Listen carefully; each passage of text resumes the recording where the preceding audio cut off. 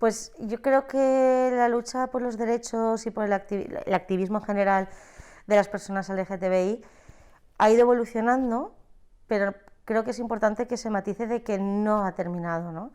Porque sigue existiendo una norma hegemónica en la sociedad, que es ser cis hetero, y todo lo que salga de ese marco, ¿no?, está ya excluido en muchos ámbitos. Con lo cual creo que es importante que tengamos que seguir luchando. Sí que se ha evolucionado, se están consiguiendo unas leyes, se está consiguiendo visibilizar mucho más que existimos y normalizar lo que al final, a fin de cuentas, yo creo que la gran batalla contra la discriminación es que se visibilice que existimos, ¿no?, y que se normalice. Entonces sí que creo que esto estamos pudiéndolo conseguir, pero aún nos queda mucho camino por recorrer. El principal de todos es eliminar la barrera cis-hetero. Aquí ha habido un cruce de interseccionalidades, ¿no? Es decir, no podemos apartar ser mujer o ser lesbiana, ¿no? Es decir, yo no puedo quitar la parte homosexual de mi componente de mujer, y esto es importante, ¿no?, que lo pongamos encima de la mesa. Entonces, al final, en muchos activismos o lucha de derechos vamos a encontrar sinergias que nos tienen que unir.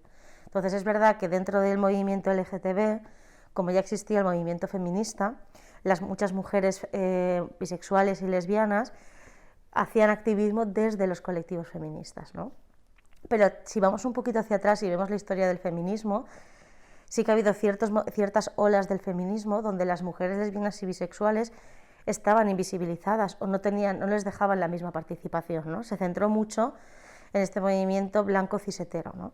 Con lo cual yo creo que aquí fue donde cogió peso dentro del colectivo el empoderamiento de las mujeres lesbianas y bisexuales, ¿no? Creo que venían de esa ola del feminismo donde no se sintieron integradas y ahí encontraron un espacio también. ¿Y en el activismo LGTB hay cabida para reivindicaciones feministas? Por supuesto. Es que, ¿qué es feminismo, no? Quiero decir, una mujer puede separar el feminismo de cualquier acción que lleve en su vida, ¿no? Para mí somos políticas, ¿no? Somos cuerpos políticos, cualquier cosa que yo haga es político. Entonces, me parece que es muy complicado que separemos, ¿no?, lo que sería el feminismo de lo que sería una persona, una mujer, en cualquier ámbito, ¿no? Quiero decir, no, tenemos un concepto que hay un tipo de feminismo, ¿no?, y que tenemos que hacerlo de esta manera, y esto no es así. Todas las mujeres tenemos la capacidad política de generar cambio, o en pequeña escala o en gran escala, ¿no? Entonces yo creo que es importante que deconstruyamos esta idea de que solo hay una única forma de llevar a cabo un único feminismo, ¿no? Entonces, para mí, desde esa perspectiva, cabemos todas, o deberíamos de caber todas. Si no tenemos en cuenta esta perspectiva interseccional, es que aquellas personas que vengan de otra procedencia, qué pasa con nuestra ciudadanía, qué pasa con nuestras capacidades, ¿no? Aquellas personas que tengan mujer con diversidad funcional, ¿no? Mujer que venga de otro país, que no tenga una ciudadanía, mujer con una clase económica baja, mujer racializada, ¿no? Entonces, tenemos que tener en cuenta todo esto. O sea, hay muchas interseccionalidades más allá, que también está la de ser homosexual o bisexual o trans, ¿no? Pero no nos olvidemos que también hay más y que vamos sumando vulnerabilidades. Entonces, es importante que entremos todas, porque realidades y personas hay tantas que es imposible que podamos abarcarlo todo. Entonces, al final es escucharnos sin jerarquizar. No el problema de una es mayor que el problema de otra. Que tú tengas un problema, para mí ya se supone un problema. Esto es lo importante. Se ha hecho una cosificación, ¿no? Yo siempre he dicho que al final aquí se ve muy claro la suma de vulnerabilidades, ¿no? Yo como mujer puedo sufrir una discriminación, como mujer lesbiana esa discriminación se duplica. Como mujer lesbiana con diversidad funcional se triplica. Como mujer lesbiana con diversidad funcional y racializada se multiplica por 4, ¿no? Es decir, esto es lo que tenemos que tener en cuenta. Y sí que es verdad que una de las herencias del patriarcado que tenemos es la cosificación de la mujer. Con lo cual, y cómo se ha cosificado en lo sexual que dos mujeres estén juntas, ¿no? Más allá de la vulnerabilidad que siente el patriarcado, ¿no? Como diciendo, yo creo que las frases como realmente lo que te falta es encontrar un buen hombre, o propuestas de trío, ¿no? Ciertas cosas que creo que las mujeres homosexuales hemos vivido a lo largo de nuestra historia y lo tenemos normalizado. Esto es una herencia de ahí, ¿no? Es como diciendo, una vulnerabilidad de me hace falta un hombre, ¿no? ¿Cómo puede ser que dos mujeres sin un hombre puedan ser felices? Y la otra, ¿no?, de esa sexualización que hay, ¿no? Yo creo que esto sí que es una herencia del patriarcado.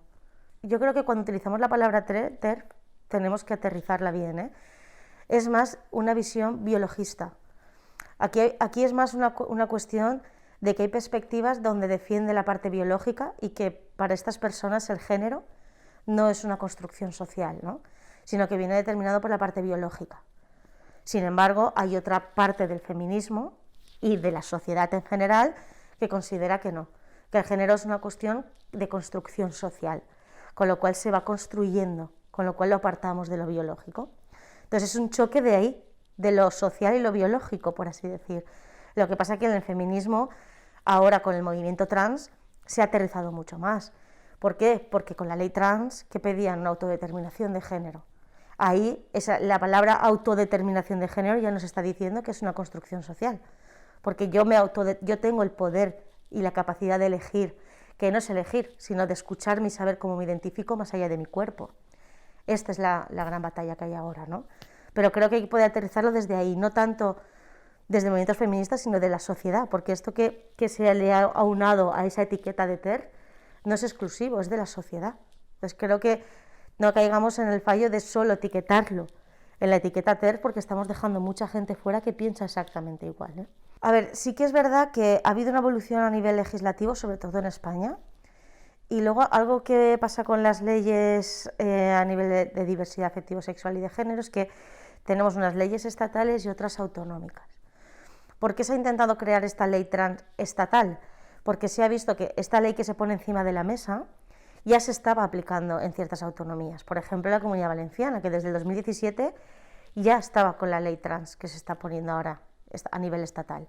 Ya trabajábamos en ella, ya nos basábamos en ella. Pero si era autonómico, dependiendo de qué ciudad vivías, ibas a tener unos derechos o no. Esto es lo que había que ajustar. Con lo cual, un poco por eso es la propuesta.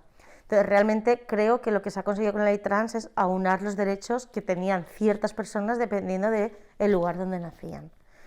Sí que es verdad que esto es evolutivo, no podemos ver el final de la ley trans, hay que ver todo el recorrido que tenemos histórico con la legislación, desde el matrimonio igualitario, desde los delitos de odio, que se introdujera la LGTB-fobia como un delito de odio agravante, la ley del cambio de nombre, cambio de sexo en el DNI, la documentación, o sea, es todas gotitas que han intentado llegar a donde estamos ahora.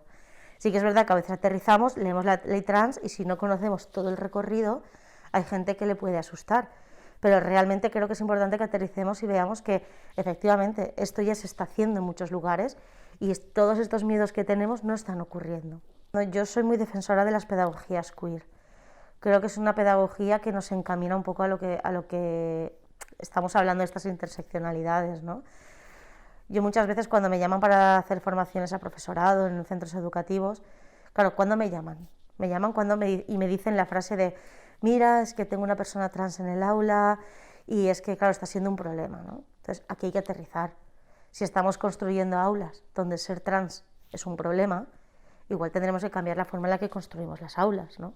Entonces, yo creo que esta es la pedagogía que tenemos que intentar ir, que no lo diferente sea un problema, sino construyamos espacios donde lo diferente sea un valor añadido, sea aprender, crecer, ver otros puntos de mira, ¿no? Y me da igual que sea una persona trans, que sea una persona con diversidad funcional, que sea una persona con problemas de aprendizaje. O sea, no puede ser, o un TDAH, ¿no? Que también está ahora como muy en auge, es como, pues tendré que adaptarme a mi aula, ¿no?